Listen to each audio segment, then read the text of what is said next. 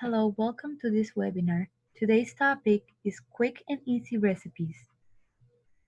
Everyone enjoys a good healthy meal, but sometimes it takes a lot of effort to prepare one. To save time and energy, many of us resort to eating snacks and convenience foods or buying restaurant meals. By eating these quick foods too frequently, you may consume too many calories along with too much fat, sodium, and cholesterol. Today, I want to help you create your own healthy meals in minutes. We will look at 4 different healthy recipes that can be prepared quickly and with a variety of ingredients so you can easily stock at home.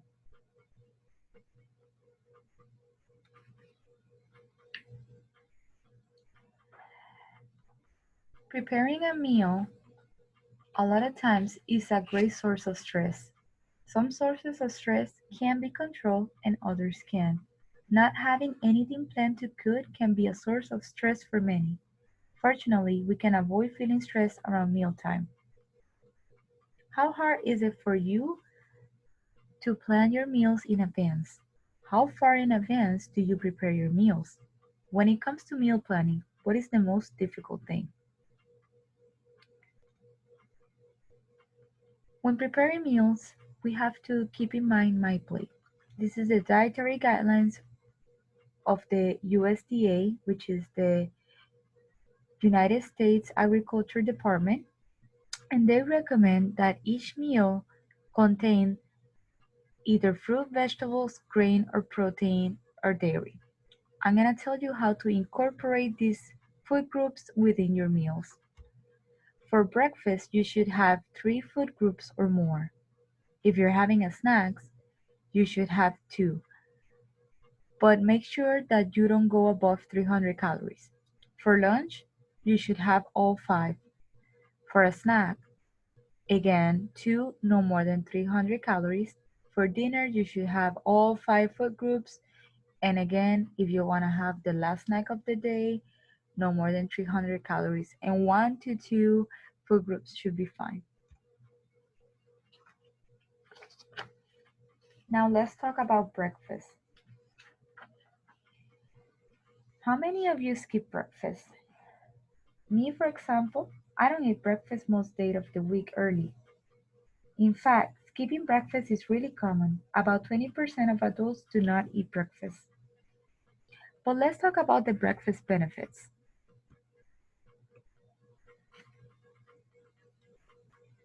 Eating breakfast helps to break the fast.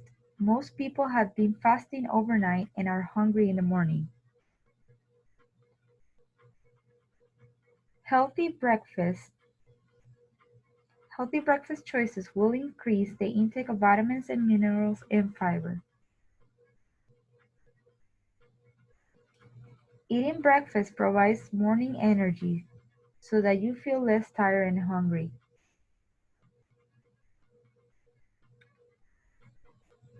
Children who eat breakfast perform better in school than children who skip breakfast.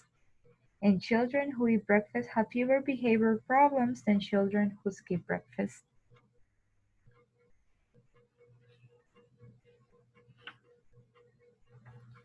Can any food be a snack? The answer is yes. It all depends on how often, how much, and what else do you eat during the day. Reasons to snack right. Some snack choices may be better than others because they have vitamin and minerals, fiber, fewer calories, less fat, low in cost, and high in nutrition. Now let's talk about the 6 steps to a healthy casserole. We are gonna discuss how we can make quick and easy recipes. It only takes 6 steps to make a casserole that will provide 4 to 6 servings. Many steps can be done ahead and refrigerated or frozen for later use. First, decide on the starch. Good choices are cooked brown rice, whole grain macaroni, or whole grain noodles. Enriched white rice, macaroni, or noodles made with white flour are okay, but they have less fiber. Rice noodles and macaroni are usually dry when purchased and can last for several months in your pantry. Buy in bulk so that they are there when you need them. Once you open a box or bag, store the unused portion in a plastic or glass container. Step 2. Second, you're going to choose your meat, poultry or fish. Try use lean meat and remove the skin from poultry. If you use canned tuna, buy it packed in water instead of oil. Larger packages of fresh meat or poultry are usually cheaper. Divide the larger amount into 1 to 2 portions and wrap them individually in a plastic wrap. Then store the small packages together in a large freezer bag. You can take out what you need easily and thaw it overnight in the refrigerator or defrost it right before cooking in the microwave.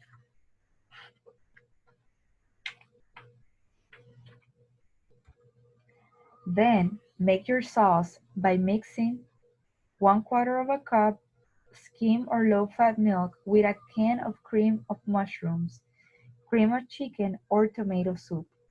Choose the low-fat and low-sodium versions of these soups to lower your fat and sodium intake. Buy several cans at a time so they are available whenever you need them. Next, add savory vegetable herbs and spices to add flavor and seasoning. Choose onions, garlic, or green peppers to enhance the casserole's taste. Many herbs and spices are naturally low in sodium, so add at least 1/4 of a teaspoon of each if they are dry and about 1 teaspoon each if they are fresh. Garlic and onion salt and lemon pepper are higher in sodium.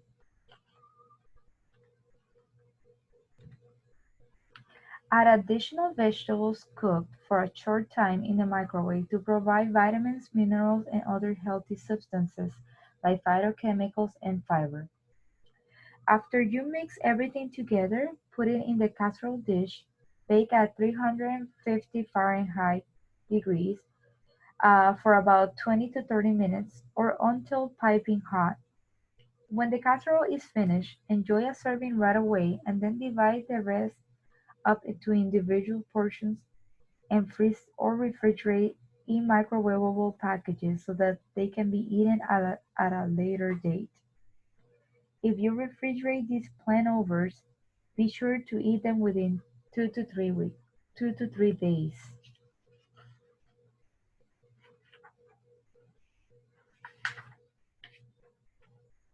Our next quick healthy meal is a salad.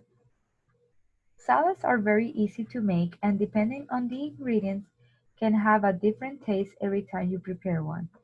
To begin, pick your favorite salad greens. Dark greens provide the most vitamins and minerals. If you buy the kind packed in plastic bags, you will save time cleaning and cutting them up. This can really help if you have arthritis. Next, garnish your salad with several vegetables. Add as many different vegetables as possible for variety and color. Some of these vegetables can be also pre-cut and packaged. Many of these same vegetables can be used for casseroles and on sandwiches, so buy enough at the grocery store.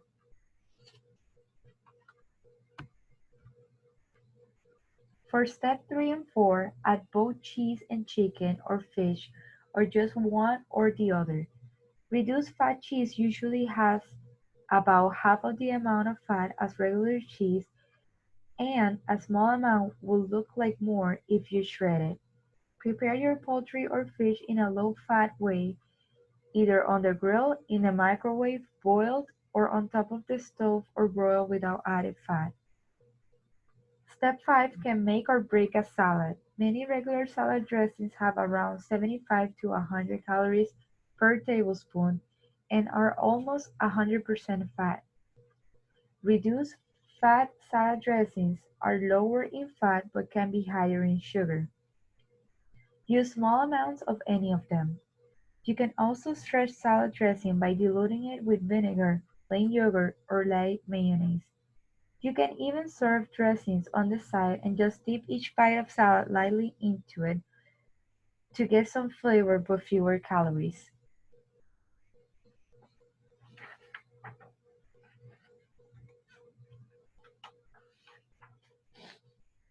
Now let's talk about the 5 steps to a quick and healthy sandwich. Depending on the ingredients, a sandwich can be healthy meal or not. Let's see how we can maximize its potential. Step 1. Pick whole wheat or whole grain bread. Many breads say they are whole grain, but look at the ingredient list. The first ingredient should be whole wheat flour, not just wheat flour. Wheat flour means white flour, not whole wheat flour. Freeze your bread instead of refrigerating it or leaving it out on the counter. That will keep it fresher. Frozen bread thaws fairly quickly, or you can toast individual slices or microwave them for about 10 seconds. Step 2. Choose your lean meat, skinless poultry or fish. Many lunch meats are very high in fat and sodium.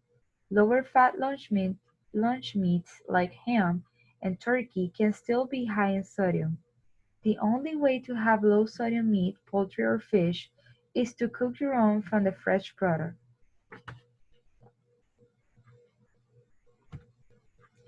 Again, if you add low-fat cheese, buy pre-shredded or sliced cheese to reduce the time in the kitchen and significantly cut how much cheese you use. Add as many vegetables as possible to your sandwich. Good choices are sliced tomatoes, cucumbers, and greens or red peppers, lettuce, spinach, and even shredded cabbage or carrots. If you like mayo, use a reduced fat kind. Ketchup and mustard are low in fat but they add sodium, so look for low sodium versions.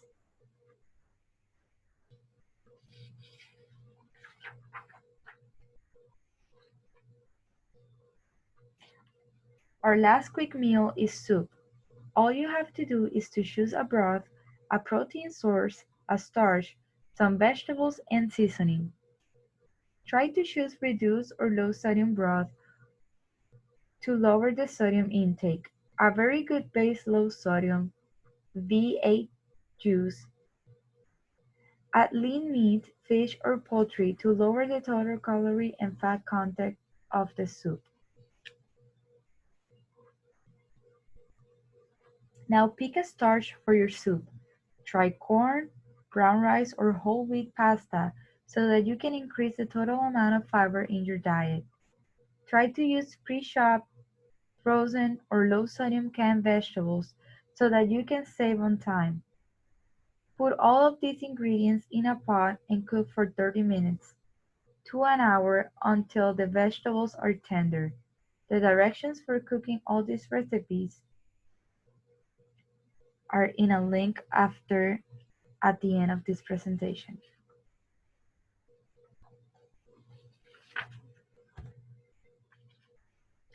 For another quick meal idea, consider breakfast food. You can have breakfast at any time of the day. Again, the key is variety.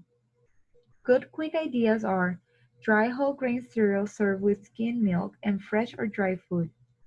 1 to 2 eggs or half a cup of egg substitute topped with shredded low-fat cheese, cooked in the microwave on medium power for 2 to 3 minutes. Serve it on a toasted whole grain bagel. To make this even more nutritious, add some leftover cooked vegetables to these eggs before cooking. Toasted frozen whole grain waffles topped with a tablespoon or two of chopped nuts like pecans or walnuts instead of margarine or butter. Add a little light syrup and dollop of yogurt on top or serve lightly sweetened berries, either raw or cooked for a minute or two in the microwave. Whole grain cereal cooked in the microwave in a 2-cup bowl for about 2 to 3 minutes on medium power. Cook with 1/4 of a cup of chopped apples or pears, or sprinkle with raisins or other dried fruit after the cereal is done. Serve with whole wheat toast spread with peanut butter and either honey or fruit spread. Drink 100% juice or reduced fat milk or non-fat milk with the meal to boost your intake of vitamins and minerals. Don't just add coffee.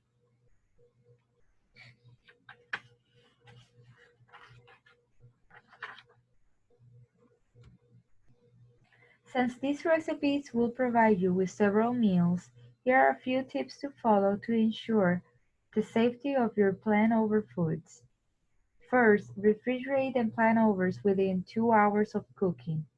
When you warm up soup or casseroles, heat them up at least at 165 degrees Fahrenheit.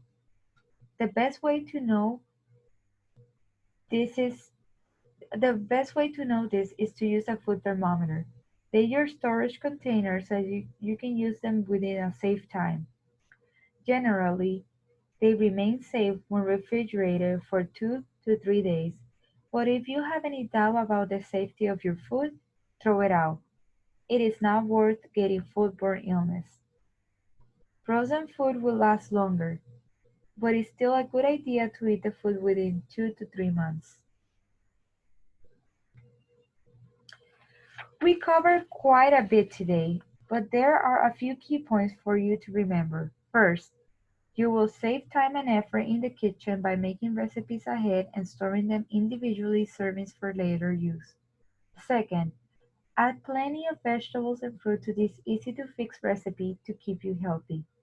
Third, refrigerate or freeze plant-overs within 2 hours of cooking. Fourth, when reheating, make sure the internal temperature is at least at 165 degrees Fahrenheit. If you follow these tips, you will be on your way to preparing safe, quick, and healthy meals. Thank you so much for your attention. See you next time.